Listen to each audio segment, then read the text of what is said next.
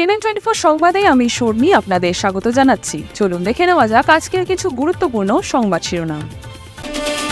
দেশের প্রথম Vande Bharat sleeper express train উদ্বোধন করলেন প্রধানমন্ত্রী নরেন্দ্র মোদী। আসাম গ্রামীণ ব্যাংকের বাজারঘাট শাখায় গ্রুপ লোনের নামে লক্ষাধিক টাকা লোপাট, সোনবিল নগেন্দ্রনগরে চাঞ্চল্য। জালালপুর নিশ্চিন্তপুর গ্রামের খোলা মাঠ থেকে যুবকের মৃতদেহ উদ্ধার, তদন্তে পুলিশ। কাটিগড়ায় ৬৪ জন হিতাধিকারীর হাতে মুখ্যমন্ত্রীর ত্রাণ তহবিলের চেক বিতরণ করলেন কাটিগড়ার বিধায়ক খলিল।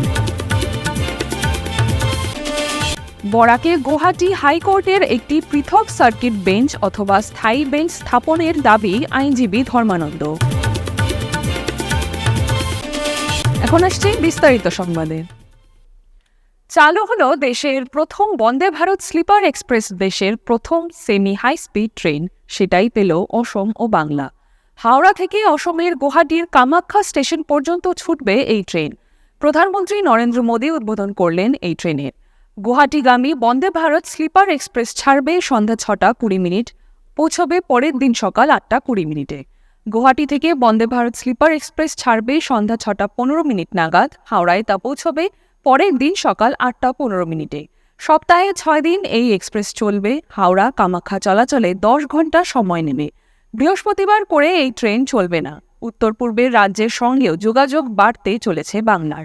এরই আওতায় ১৭ জানুয়ারি মালদা থেকে স্লিপার বন্দে ভারতের উদ্বোধন করেন প্রধানমন্ত্রী নরেন্দ্র মোদী। প্রথম দিন মালদা থেকে কামাখ্যা পর্যন্ত চালানো হবে ট্রেনটি। উদ্বোধনী যাত্রার পর চালু হবে বাণিজ্যিক যাত্রা। First AC ৩৬৪০, second AC ২৯৭০, third AC ২২৯৯। তবে এই দামের সঙ্গে ৫% জিএসটি জুড়তে হবে। অর্থাৎ হাওড়া এনজিপি রুটে জিএসটি সহ থার্ড এসিতেই ভাড়া পড়বে ১০০০ টাকার সামান্য বেশি। রেলের তরফে জানানো হয়েছে এই ভাড়ার মধ্যেই খাবারের চার্জও যুক্ত করা হয়েছে। হাওড়া থেকে রওনা দেওয়ার পর ট্রেনটি Bandel junction, Nabadwip Dham, Katwa junction, Azimganj, new Farakka junction, Malda town, Aluabari road, new Jalpaiguri road, new Cooch Behar, new Alipurduar, new Bongaigaon, Rangiya হয়ে কামাখ্যা স্টেশনে গিয়ে পৌঁছবে। এরই মধ্যে রেল সূত্রে প্রকাশ্যে এসেছে স্লিপার বন্দে ভারতের টাইম টেবিলও। সেই সূচি অনুযায়ী হাওড়া থেকে ছাড়া 27575 স্লিপার বন্দে ভারত এক্সপ্রেসটি ছাড়বে সন্ধ্যা ৬টা বেজে ২০ মিনিটে। সেটি কামাখ্যা গিয়ে পৌঁছবে পরের দিন সকাল ৮টা বেজে ২০ মিনিটে। और 5 मिनट हो गए, 5 मिनट हो गया और 2-3 मिनट टाइम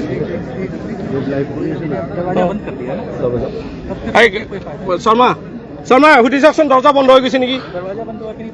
ऑटोमेटिक दरवाजा बंद हो गया तो स्टार्ट करा दीजिए। गार्डर लोग करवाता ये एक्चुअली लोको पायलट का है, वो दरवाजा खुल सकता है, पैसेंजर का नहीं खुल सकता। दरवाजा बंद हो गया तो स्टार्ट। শ্রীভূমি জেলার রামকৃষ্ণনগর বিধানসভা কেন্দ্রের সোনবিল নগেন্দ্রনগর এলাকায় আসাম গ্রামীণ ব্যাংকের বাজারঘাট শাখাকে ঘিরে উঠেছে ভয়াবহ আর্থিক প্রতারণার অভিযোগ অনুযায়ী ব্যাংক গ্রাহকদের সম্পূর্ণ অজ্ঞাতেই গ্রুপ লোনের নামে লক্ষাধিক টাকা তুলে নেওয়া হয়েছে। এই প্রতারণার শিকার হয়েছেন শিপ্রা দাস, সুপ্রভা দাস, সাগরিকা দাস, অঞ্জনা দাস, তরুলতা দাস ও বেবি নমশূদ্র, ৬ জন দরিদ্র ও অসহায় মহিলা, যাদের প্রত্যেকের নামে ২০২২ সালে মাথাপিছু ৩০,০০০ টাকা করে মোট ১,৮০,০০০ টাকার ঋণ দেখানো হয়েছে। ভুক্তভোগীদের দাবি, হঠাৎ ব্যাংক থেকে কিস্তি আদায়ের ফোন আসার পরই বিষয়টি প্রকাশ্যে আসে। ব্যাংকে গিয়ে তারা জানতে পারেন বিনাপানি নামে একটি গ্রুপ দেখিয়ে তাদের ঋণ দেওয়া হয়েছে। নথি খতিয়ে দেখতেই বেরিয়ে আসে একের পর এক চাঞ্চল্যকর অনিয়ম। কারো নামে অন্যের ছবি, কোথাও জাল স্বাক্ষর, আবার কেউ জানিয়েছেন নিজের নামে ব্যাংক অ্যাকাউন্ট থাকার কথাই তিনি জানতেন না। এতে স্পষ্ট হচ্ছে নথি জালিয়াতির মাধ্যমে সুপরিকল্পিতভাবে এই ঋণ প্রক্রিয়া সম্পন্ন করা হয়েছে।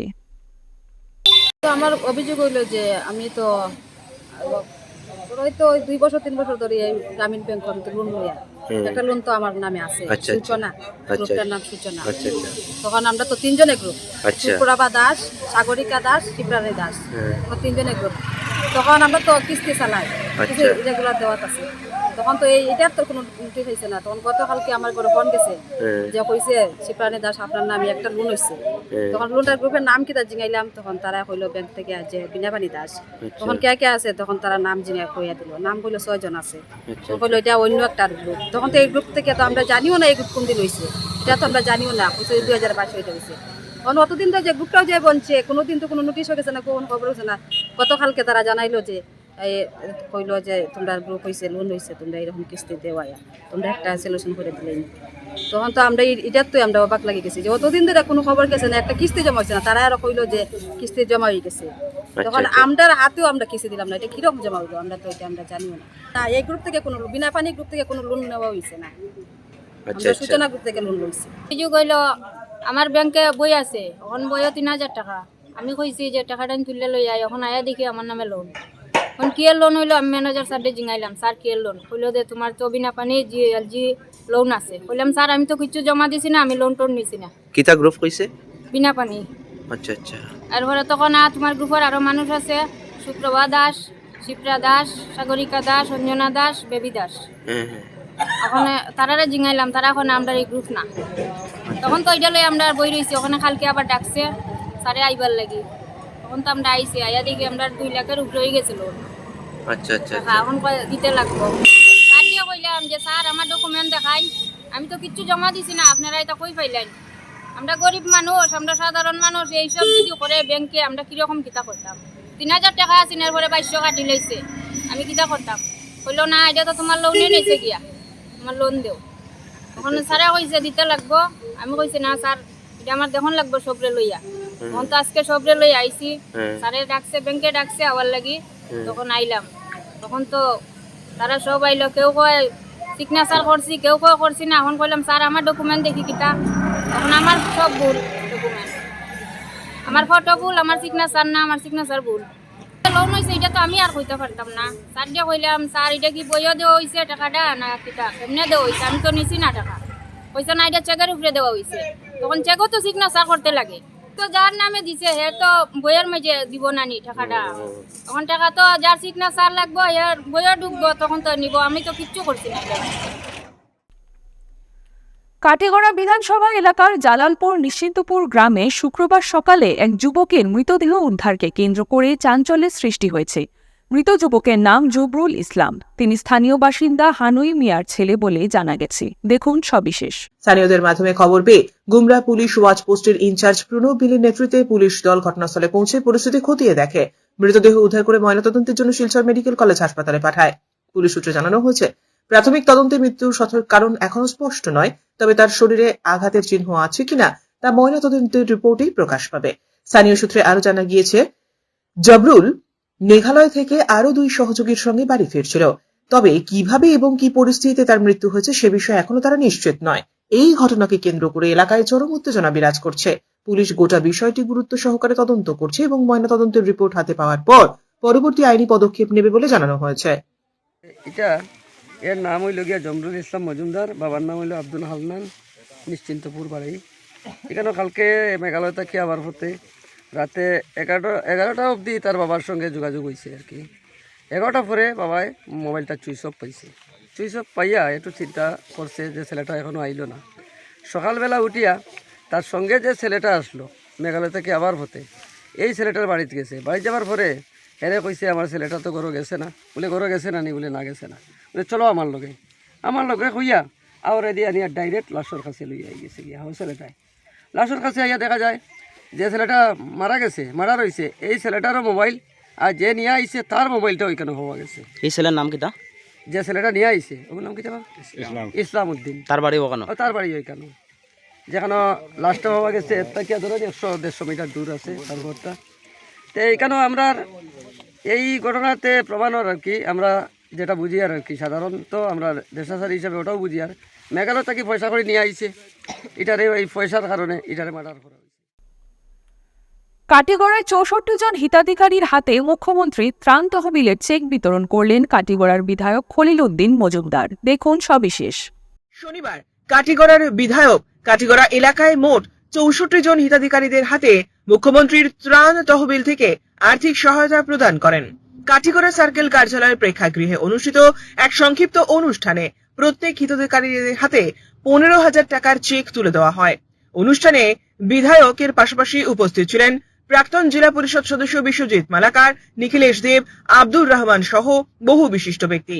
এছাড়াও সার্কেল কার্যালয়ের বড়বাবু বিমল কুমার ধর সহ একাধিক কংগ্রেস নেতাকর্মীও উপস্থিত ছিলেন। বিধায়ক তার বক্তব্যে রাজ্য সরকার সবসময় বিপন্ন এবং দুস্থ মানুষের পাশে দাঁড়িয়েছে এবং ভবিষ্যতেও এই ধরনের সহায়তা করবে বলে আশ্বস্ত করেন।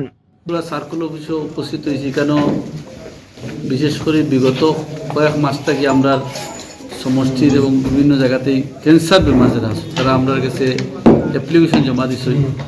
আমরা মাননীয় মুখ্যমন্ত্রী রিলিফ ফান্ডও জমা দিছি এই অ্যাপ্লিকেশনটা। বিগত আগে 10,000 টাকা করে দেবো হয়েছিল, আমরা মুখ্যমন্ত্রীর রিকোয়েস্ট করছিলাম এবং আমরা এই 10,000 টাকা না দিয়ে বাড়াইয়া দেওয়ার লাগে। আজকে সেই ক্যান্সার যারা পেশেন্ট আছেন তারা 15,000 করে আজকে দেবো হয়েছে। প্রায় 64 জন পেশেন্ট রিপ্রেজেন্টেটিভ আইসন, কিছু পেশেন্টও আইসন এবং তারা 15,000 টাকা করে আমরা আজকে তারা চেক দেবো হয়েছে। বিশেষ করে এই খুব গুরুত্বপূর্ণ ক্যান্সার বেমারটা প্রত্যেকে জানে, বিভিন্ন মানুষ অসহায় মানুষের বিভিন্ন সমস্যা হয়। সেই কারণে আমরা আগে থেকেও কিছু ক্যান্সার বেমারের অনেক মানুষকে দেবো হয়েছে এবং বিগত 2-3 মাস থেকে অ্যাকচুয়ালি বিশেষ অসুবিধায় আমরা ফাইল জমা দিচ্ছি, কিন্তু অনেক মানুষ এখনও পেন্ডিং রয়েছে। প্রায় আরও 100 উপরে এখনও আমরা মানুষ পেন্ডিং রয়ে গেছে বর্তমানে। কিন্তু আজকে গতকালকেও আমরা 64টা চেক আইছি। আজকে আমরা সবার লোকে যোগাযোগ করছি যে সার্কেল অফিসও আইয়া কেন সার্কেল অফিসার বর্তমানে ছুটি কেন বড়বাবু আসুন, আমরা বিশেষ করে আরও কেন সোশ্যাল ওয়ার্ক থেকে আমরা সংগঠনের কিছু মানুষ আসুন, আমরা জেনুইন সব মানুষের কাছে ডাইরেক্টলি হ্যান্ড ওভার করার লাগে আজকে আমরা দিছি এবং প্রত্যেক মানুষের কইছি এই চেকটা নিয়ে ব্যাংকে জমা দেওয়ার লাগে। আর যারা অসহায় মানুষ আছে এবং যারা এই বেমারির লোকে জড়িত যারা আছে এরা চেকটা ব্যাংকে জমা দিয়া এই স্বাস্থ্যর ক্ষেত্রে লাগে এই পয়সাটা খরচ করার লাগে। আপনার এই আপনার এই 5 বছরের ভিতরে আপনার টোটাল কতটা চেক দিছেন? এই দেখতে লাগবো প্রায় কয়েকশো চেক দিছি আমরা, কিন্তু আজকে ম্যাক্সিমাম আমরা আজকে 64টা চেক দিয়ার এবং প্রথম যে সময় দিয়েছিলাম আমরা 15,000 টাকা করে দিয়েছিলাম। পরবর্তী দেখা গেছে কিছু 7,000 টাকারও চেক আইছে, কিছু 10,000 টাকারও চেক আইছে। কিন্তু আজকে যেটা 64টা চেক দেওয়া হয়েছে সব চেক ম্যাক্সিমাম 15,000 টাকা করে দেওয়া হয়েছে এবং এখন পর্যন্ত 100 কতটা আমরা পেন্ডিং রয়েছে। আমরা মুখ্যমন্ত্রীর অফিসও রয়েছে এখন পর্যন্ত। সেকেন্ড পেজও যদি এটা দেইতে আমরা মানুষের যোগাযোগ করি এবং সার্কেল অফিসে হইতে না নিয়ে সবটা দেওয়ার ব্যবস্থা করব। বরাকে গুয়াহাটি হাইকোর্টের একটি পৃথক সার্কিট বেঞ্চ অথবা স্থায়ী বেঞ্চ স্থাপনের দাবি জানালেন আইনজীবী ধর্মানন্দ দাস। তিনি বলেন, গুয়াহাটি হাইকোর্টের একটি পৃথক সার্কিট বেঞ্চ বরাক উপত্যকায় দাবি আজকের নয়, দীর্ঘদিনের। কিন্তু বিগত প্রায় 10-12 বছর থেকে এই দাবি কিছুটা হিম করে চলে গিয়েছিল। এই চিন্তা করেই আমি গত 12 জানুয়ারি তারিখে দেশের প্রধান বিচারপতি, সুপ্রিম কোর্টের প্রধান বিচারপতি এবং গুয়াহাটি হাইকোর্টের প্রধান বিচারপতি, আসামের রাজ্যের মুখ্যমন্ত্রী এবং কেন্দ্রীয় আইনমন্ত্রী এবং বরাক ভ্যালি ডেভেলপমেন্ট মিনিস্টারের উদ্দেশ্যে 7 পৃষ্ঠার একটি মেমোরান্ডাম দাখিল করেছি। আমার মেমোরান্ডামের মূল বক্তব্য হচ্ছে যে বরাক উপত্যকায় একটি গুয়াহাটি হাইকোর্টের সার্কিট বেঞ্চ স্থাপনের জন্য। এর পিছনে কারণ হচ্ছে সরকার ইতিমধ্যে বিগত 10 বছরের মধ্যে প্রশাসনিক কাজকর্মের বিকেন্দ্রীকরণ করেছে। যেমন বরাক উপত্যকায় মিনি সেক্রেটারি স্থাপন হয়েছে, বরাক ভ্যালি ডেভেলপমেন্ট মিনিস্ট্রি বলে একটা পৃথক মন্ত্রক খোলা হয়েছে। শুধু যে সরকারি কাজকর্মের বিকেন্দ্রীকরণ তেমন নয়, বিচার ব্যবস্থারও বিকেন্দ্রীকরণ করা হয়েছে। কাছাড় জেলার বিচার ব্যবস্থাকে বিকেন্দ্রীকরণের জন্য লক্ষ্মীপুর সাব ডিভিশনাল কোর্ট স্থাপন করা হয়েছে। অর্থাৎ উদ্দেশ্য হচ্ছে মানুষের যাতে অসুবিধা না হয়, বিচার ব্যবস্থা যাতে মানুষের দোরগোড়ায় পৌঁছায়, এই উদ্দেশ্যে। কিন্তু উচ্চ বিচার ব্যবস্থা অর্থাৎ হাইকোর্টের ক্ষেত্রে আমরা বৈষম্যমূলক আচরণ দেখতে পাচ্ছি। কেননা আপনারা জানেন 2014 সালে যখন গুয়াহাটি হাইকোর্টের কাছে মতামত চাওয়া হয়েছিল আসাম সরকারের তরফ থেকে, কিন্তু Guwahati high court not feasible at present বলে দিয়েছিল, কিন্তু কোনো নির্দিষ্ট কোনো কারণ নিদর্শন করেনি। গুয়াহাটি হাইকোর্টের মতামত চেয়ে পত্র লিখেছিল এবং 2014 সালের নভেম্বর মাসে গুয়াহাটি হাইকোর্টের administrative committee not feasible at present বলে মতামত দিয়েছিল। তারপরে 2015 সালের মার্চ মাসে গুয়াহাটি হাইকোর্টের ফুল কমিটি এই যে অ্যাডমিনিস্ট্রেটিভ কমিটির যে সিদ্ধান্ত সেটাকে অ্যাপ্রুভ করেছিল, কিন্তু তার পিছনে কী কারণে সেটা নট ফিজিবল সেটা বলা হয়নি। তাই আমি আমার মেমোরান্ডামে উল্লেখ করেছি যে বিগত 10-12 বছর হয়ে গেল এই সিদ্ধান্ত পুনর্বিবেচনা করার জন্য। 10 বছর 12 বছরের মধ্যে বরাক উপত্যকার অনেক আমূল পরিবর্তন হয়েছে। বরাক উপত্যকার সাথে আমরা জানি যোগাযোগ ব্যবস্থার অনেক অসুবিধা রয়েছে। 10-12 ঘন্টার প্রয়োজন পড়ে গুয়াহাটিতে যাওয়ার। ইতিমধ্যে আমরা জানতে পেরেছি যে গুয়াহাটি হাইকোর্ট স্থানান্তর করা হচ্ছে, আরও দূরে যাচ্ছে, অর্থাৎ আরও আমাদেরকে দূর যেতে হবে বিচারের জন্য। কিন্তু আইন সকলের জন্য সমান, বৈষম্যমূলক আচরণ কেন বরাক উপত্যকার মানুষের সাথে করা হবে, এর জন্যই আমি আমার মেমোরেন্ডাম দাখিল করেছি। আমি আশাবাদী যে হিমন্ত বিশ্ব শর্মা নেতৃত্বাধীন বিজেপি সরকার এই দাবির সপক্ষে মতামত জানাবে এবং শীঘ্রই বরাক উপত্যকায় গুয়াহাটি হাইকোর্টের সার্কিট বেঞ্চ স্থাপন হবে। কংগ্রেসের টিকিট প্রত্যাশী হিসেবে এপিসিসিতে আবেদনপত্র জমা দিলেন বকুল উদ্দিন মজুমদার। দেখুন সবিশেষ। শুক্রবার জুম্মার নামাজের পর নিজের সমর্থকদের সঙ্গে নিয়ে তিনি গুয়াহাটির রাজীব ভবনে উপস্থিত হয়ে আসাম প্রদেশ কংগ্রেস কমিটির কর্মকর্তাদের সাথে আবেদনপত্র তুলে দেন। এর ফলে কাটিগড়ায় কংগ্রেসের টিকিট ঘিরে প্রতিযোগিতা আরো তীব্র হয়ে উঠেছে। এদিনে যেখানে 3 জন সংখ্যাগুরু প্রার্থীর মধ্যেই লড়াই সীমাবদ্ধ ছিল, সেখানে হঠাৎ করেই সংখ্যালঘু প্রার্থীর প্রবেশে নতুন করে রাজনৈতিক হিসেব নিকেশ শুরু হয়েছে। উল্লেখযোগ্য যে রাজ্য বিধানসভা নির্বাচন আর খুব একটা দূরে নয়, যে কোনো মুহূর্তে নির্বাচনের নির্ঘণ্ট ঘোষণা হতে পারে। আর তার আগেই রাজ্য জুড়ে রাজনৈতিক তৎপরতা এবং প্রচারণা ক্রমশ গরম হয়ে উঠছে। কাটিগড়াও তার ব্যতিক্রম নয়। এখানেও ভোটমুখী রাজনীতির উত্তাপ দিন দিন চড়ছে। বকুল উদ্দিন মজুমদার 116 নম্বর কাটিগড়া বিধানসভা থেকে আজকে আমি প্রদেশ কংগ্রেসও আমি আমার নমিনেশন অ্যাপ্লাই করলাম। আমি কাটিগড়া বিগত দিন থেকে কংগ্রেসের সঙ্গে জড়িত। গত টার্ম আমি 2013 ইংরেজি আমার মিসেস আসলো গাঁও পঞ্চায়েত। এখন বর্তমানে আমার ফ্যামিলির থেকে আবার মোহনপুর সালচারপাড় জেলা পরিষদ। এখন আমি দলের যে সময় নমিনেশন অ্যাপ্লাই করার লাগে হয়েছে, তখন আমি আমার নিজের অ্যাপ্লাই করছি। দলে আমারে নমিনেশন দিয়ে তাইলে আমি খেলতে রাজি। কাটিগড়াবাসীর জনসাধারণের স্বার্থে আমি কাজ করতে। আজকে যদি আমি এমএলএ থেকে যদি মনে করেন সুযোগ সুবিধা পাই, যদি দলের থেকে তোমাকে টিকিট দেয়, তাহলে আমি দলের হয়ে আমি প্রতিদ্বন্দ্বিতা করবো। আর যদি আমি টিকিট নাও পাই, তাহলে আমি আমার দলের যারে দিব আমি তার সঙ্গে কাজ করব। ফিরছি একটি বিরতির পর। Grace well hospital, Meherpur, Silchar. এখানে আপনারা পাবেন ডায়ালিসিস, এন্ডোস্কোপি, সোনোগ্রাফি, ইকোকার্ডিওগ্রাফি, এক্স-রের মতো বিশেষ সুবিধে। উন্নত মানের ডাক্তারি পরিষেবার পাশাপাশি পাবেন আইসিইউ, এনআইসিইউ, ইনডোর, আউটডোর এবং যে কোনো রকম সার্জারি অত্যন্ত সুলভ মূল্যে এবং অত্যাধুনিক মানের। গ্রেস ওয়েল হসপিটাল বিভিন্ন ধরনের চিকিৎসা পরিষেবার পাশাপাশি এখানে আপনারা পাবেন বন্ধ্যাত্ব কাটিয়ে মাতৃত্ব এবং পিতৃত্বের আশ্বাস। আপনার সুস্থ জীবনের লক্ষ্যে সর্বদা কাজ করে চলেছে গ্রেস ওয়েল হসপিটালের সদস্যবৃন্দ। ঠিকানা grace well hospital, Meherpur, Silchar 788015। আপনার সুস্থ এবং মঙ্গলময় জীবন কামনা করি আমরা। Grace well hospital. ফিরে এলাম বিরতির পর। লোকপ্রিয় গোপীনাথ বরদলৈ রাষ্ট্রীয় সংহতি পুরস্কার 2025 পাচ্ছেন বিশিষ্ট শিক্ষাবিদ ডক্টর অমলেন্দু চক্রবর্তী। বিশিষ্ট শিক্ষাবিদ ডক্টর অমলেন্দু চক্রবর্তী বরাক উপত্যকার দুর্লভ ছড়ার বাঁশখালের বাসিন্দা। দেখুন সবিশেষ।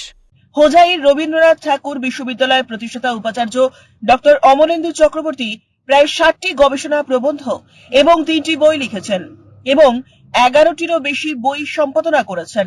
ডক্টর অমলেন্দু চক্রবর্তী গৌহাটি বিশ্ববিদ্যালয়ের বাংলা বিভাগের অধ্যাপক এবং বিভাগীয় প্রধান ছিলেন এবং কলা অনুষদের ডিন হিসেবেও দায়িত্ব পালন করেছেন। 2019 সালের 1 মে রবীন্দ্রনাথ ঠাকুর বিশ্ববিদ্যালয়ের প্রতিষ্ঠাতা উপাচার্য হিসেবে যোগদান করেন এবং 2026 সালের আগস্ট মাসে উপাচার্য পদ থেকে অবসর নেন। 18 জানুয়ারি সিঙ্গিছড়া শরৎচন্দ্র দ্বাদশ শ্রেণীর বিদ্যালয়ের মাঠে অনুষ্ঠিত হতে চলেছে শহীদ স্মরণে সমাবেশ।